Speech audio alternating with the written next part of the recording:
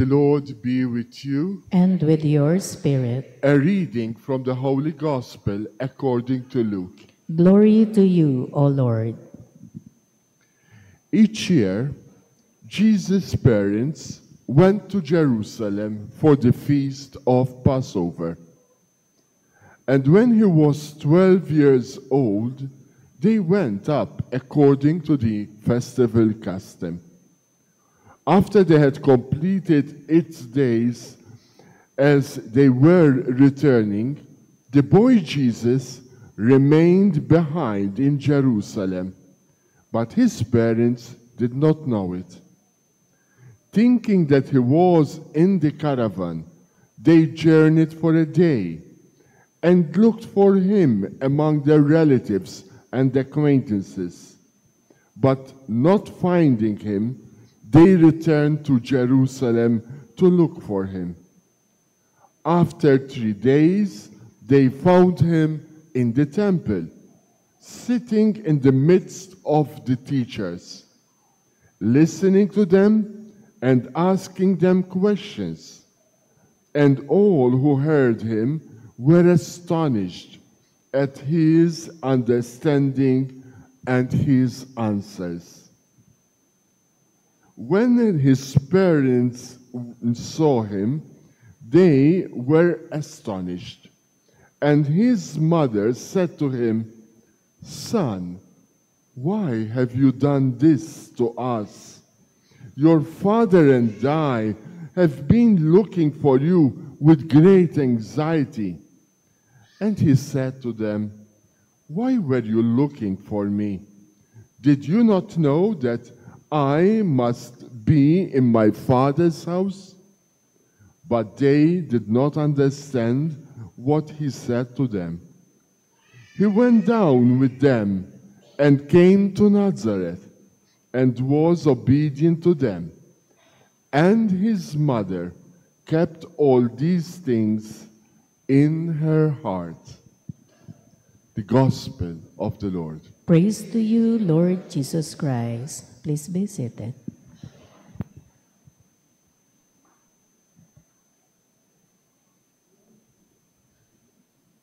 Salamat, Father Mark. Salamat sa pagbaba nitong microphone.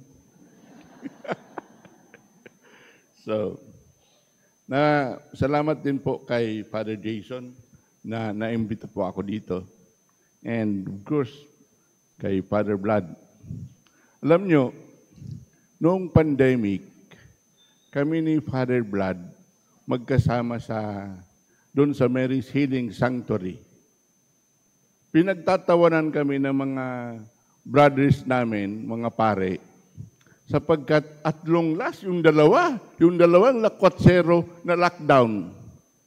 Kasi palaging umaalis po si Father Vlad, may pakpak po ang kanyang mga paa. Kaya, one day, nakita ko po si Father Vlad, nagmimisa. Nagmimisa po siya. Katapos, may kaharap pa ang cellphone. Sabi ko, Father Vlad, sobra ng cellphoneitis mo. Cellphoneitis, iba yung sakit na addiction sa cellphone. Katapos, sabi ko, sobra na ang cellphoneitis mo. Nagmimisa ka, kaharap mo pa ang cellphone. Halika, Father. Mag-concelebrate ka. Tingnan nyo, iilan lang tayo dito. Pero ang following ko, napakarami. Oo nga, na-discover ko. That's the time na I discover na ang technology ito. Kaya noon po, sa ministry, sa healing ministry, palagi po akong pumupunta sa mga ICU, during that time, hindi po ako makapunta sa mga ICU. Kasi, di ba, pandemic, kinakailangan mag-PPE, katapos, kaya ko mag-PPE. Pero ang hindi ko po kaya, yung 15 days na, quarantine. Kaya naghahanap ako ng paraan kung paano maka-reach out sa mga may sakit, lalong-lalo sa mga ICU. Kaya na-discover ko po ito, na to this technology, I can penetrate the ICU. Saka hindi lang po yun, ICU. Nagkakaroon na pa ako ng, yung mga Zoom healing. Kaya yung mga taga Tokyo, taga Australia, mga taga Australia, saka mga kung saan-saan pa, nakakausap ko through Zoom healing. Yun lang, kung minsan, nakukonfuse po ako. One time, naging kaharap ko, isang mama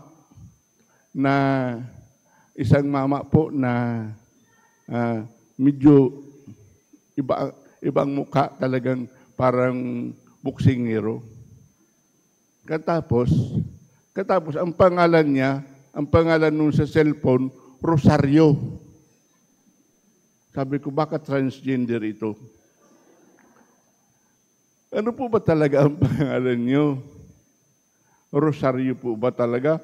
Hindi, Father, Rosauro. Yung palang cellphone na yan sa anak niya. But anyway, akala po ng mga tao, taiki po ako. Hindi po ako taiki. Teka lang. Pero bakit binabanggit ko po ito? Binabanggit ko po ito kasi napakaraming mga pangyayari sa ating bansa, nung pandemic, na hindi maintindihan. Di ba? Napakaganda itong approach ni Mama Mary sa hindi niya maintindihan, sa mystery, na sa hindi niya maintindihan. Kagaya, mga pinupuntahan ko po mga may sakit, mga pumupunta sa akin mga may sakit, hindi ko rin po maintindihan.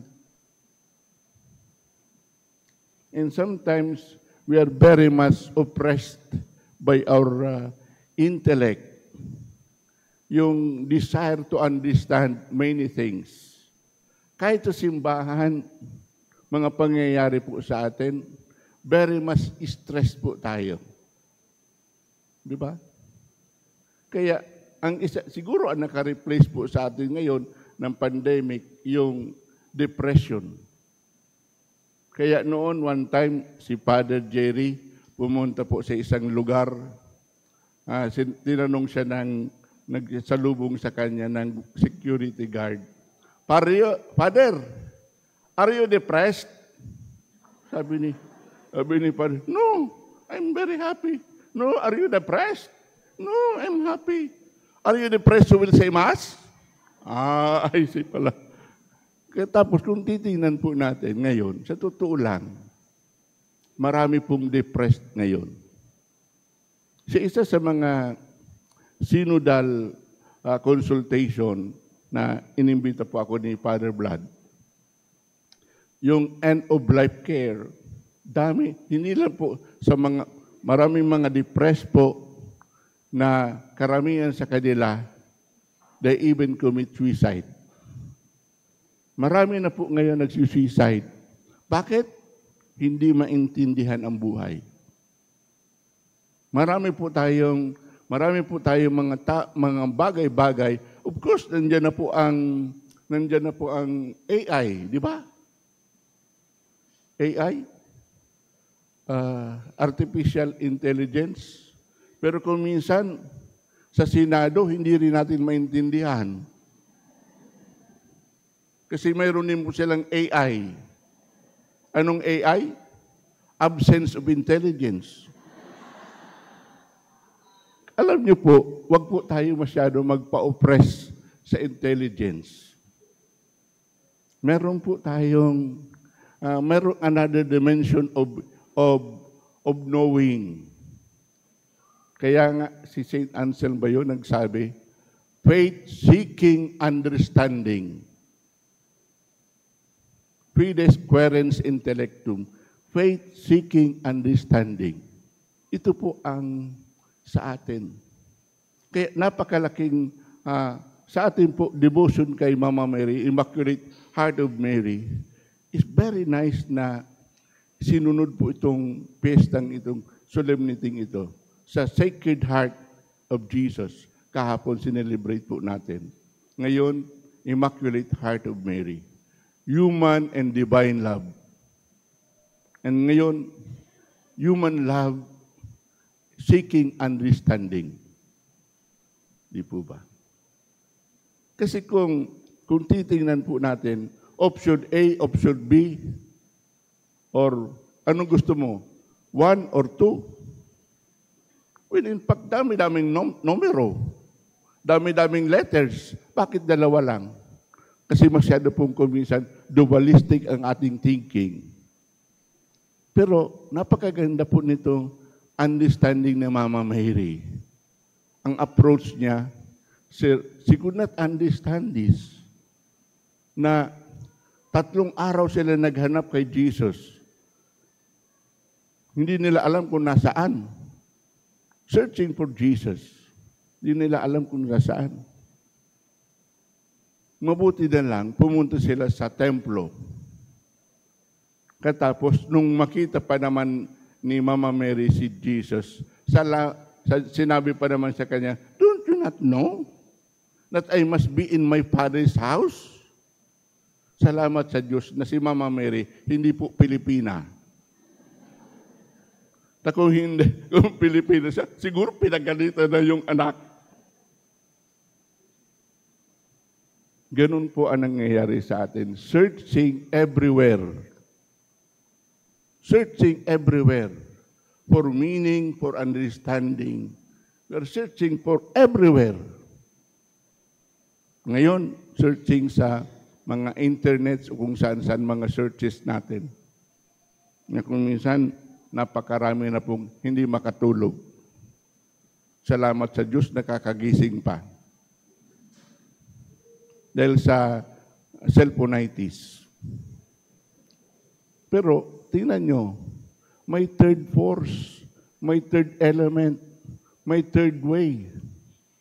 Itong third wing ito, by faith, reflection. She treasured all these things in her heart. Yun po ang purity. Open heart. Hindi lang po open heart surgery. Open heart. Open to faith. Open to love. Kaya magkasunod po itong dalawang solemnity ito. Sapagkat ang puso ni Jesus, inopen ang lens ng kanyang pagmamahal. Si Mama Mary, open din ang heart niya sa pananampalataya. Kaya tayo pong lahat iniimbita to open our mind, our hearts to mystery. Mystery is not something na you cannot understand. No, you have already some understanding of that. Ito pong mystery of suffering, alam niyo po, hindi ko ito maintindihan sa theology. Hindi ko po ito maintindihan sa mga books or sa internet, hindi. Pero pagpunta ko sa mga may sakit, it's there that I'm touching the body of Christ. Sa mga suffering, lalong-lalo na po sa mga cancer victims. And worse po, sa mga bata. Beautiful children and yet wrought already with cancer. Napakahirap maintindihan. Katapos, sa mga matagal ng may sakit na kumisan naiiwan sa mga hospitals. Kasi napakamahal na po ngayon napakamahal na po ngayon ng mga gamot at mga pagpa-hospital. Di ba? At maraming mga tao na doon, lalong-lalo na sa Mindanao, sa mga bundok, sa mga probinsya na pinupuntahan ko, marami na pong mga may sakit na ayaw na nilang pumunta sa hospital. Kaya isa sa mga findings namin noon nung end of life care, Ang iba, ang iba po nagsisuicide na lang o kung ang iba, tinutulungan na lang mag-suicide. Kasi sobra na po ang sakit. At wala na rin ang family pang-MRI. Alam nyo, at least doon sa Bicol, yung mga nakakakilala sa akin, doon na lang sa akin nagpapa-MRI. Kasi po, may gift po ako na makita ang mga organs o kung ano pa. Hindi ko rin po yan maintindihan. Pero kaya kuminsan tinatawag po nila akong MRI, Momoist Resonance Imaging. Pero nagtataka po ako kung paano yun nangyayari. It's also mystery. I stopped trying to understand. I just kagaya ni Mama Mary, I just treasure all these things in my heart. Kaya isa sa mga dimensions po na kuha natin kay Mama Mary, purity of heart is being open to mystery. Being open to not fully understanding suffering or pains or troubles in society, but really keeping this in our hearts.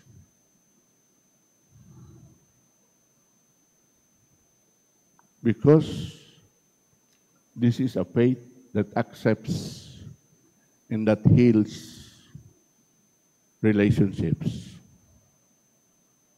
Because the mind cannot fully understand.